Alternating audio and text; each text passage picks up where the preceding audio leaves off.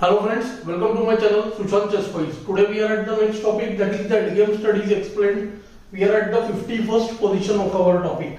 Today we have got a position based on the concept of race of pawns, and we see that the white king is away from the magic square of the black pawn.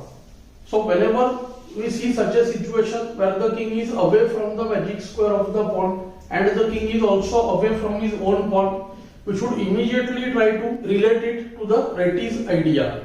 So in the Retty's position, what happens? The king tries to come into the magic square of the opponent's pawn and ultimately it goes towards his own pawn and protects it. Let's see if white goes instantly with the move kd7 trying to attack the pawn, then just king f2. Black gains an important tempo. g2 pawn is attacked now, and after the move g4, b5, we see the simultaneous promotion of pawns. After g5, b4, g6, b3, g7, b2, g8, b1, and the game is drawn. So the first objective would be to make the knight immune. So white goes with the move g4. Now we see that king f2 would fall one move short. After kf2, there will be just g5, b5, g6, b4, and we see that after g7, b3, g8, b2, white just has qb3 or qa2 and the b pawn is lost. So the only move for black is king f4. What white has achieved by this? Still the white king is away from the black pawn, right? But now the knight is immune, and if white can manage to get his king to support the g pawn, then the knight will be used to stop the advance of the enemy pawn. So we are trying to use the concepts of knight endgame and also the king and pawn endgame combined in this position.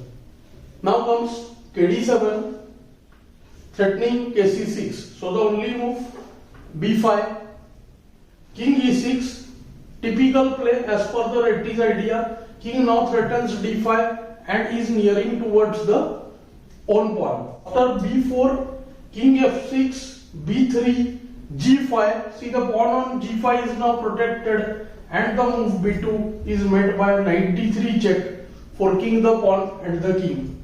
That is one of the most important lines, but black has one way there.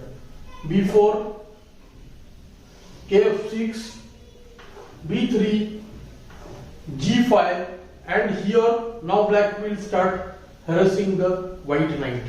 Of course we saw b2, then nd3 check, and knight handles the opponent's pawn. Here he takes it with a check. Now comes kf3. Well, we see again that white just has nd1. The knight is controlling the b2 square and the g pawn will just advance. After ke2, knight b2, kd2, g6, kc2, knight can just go to a4. Even the move g7, kb2, g8 is winning for white.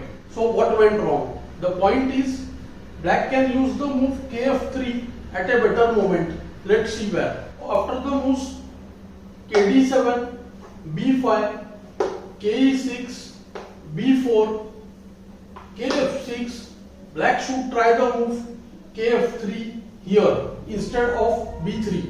This becomes the main line of our analysis. Now the first point is, knight cannot leave because the g pawn would be taken. And now white has to calculate precisely whether he wants to go ke5 or kf5. Only one of them is able to secure a win for white. After the very obvious ke5, we see black just has king f2 when the position is just drawn. g5, b3, g6, b2, g7, b1, g8, and the position is drawn. White has to play the move king f5. The idea is now, if king takes f2, then white will not play g5, but he goes for the move ke4. This is a very important idea. The white king goes into the magic square of the black pawn finally, and the g pawn is away from the black king. So ke2, kd4, kd2, and the final important move kc4, when after ke3, every time the king comes closer, white will just push his pawn. KE4, G6, KF5, G7, and white wins the game. And after the move KE2 here, stopping ND1 or ND3, white again has just KE4. Idea is simple, B3 allows ND3, and after KF2, white can just do KD3, again going into the square of the black pawn, and the white pawn will promote to queen. If one is able to recollect the Retty's idea, then making the final calculation is not very difficult. I hope you are finding these lessons useful. Do like, share and subscribe the channel. Thanks for your time.